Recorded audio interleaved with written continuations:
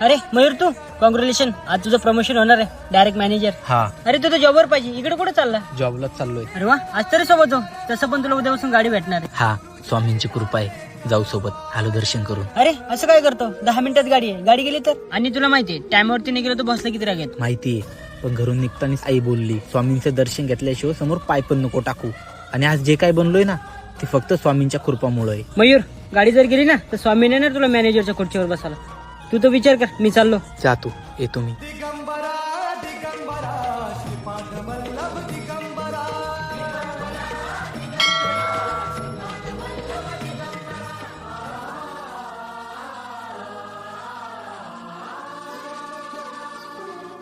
पुणे जाणाऱ्या बसला किती वेळ आहे? 5 मिनिटा पहिलेच गेली गाडी.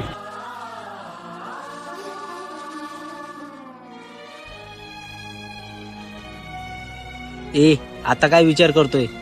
अरे एक दिवस देवाला गेला नसता तर काय मेला असता का? आयुष्यभर हेच केलं ना, ह्या देवाला जाय त्या देवाला जाय, आणि तुझ्या वाटेला काय आलंय? फक्त संकट.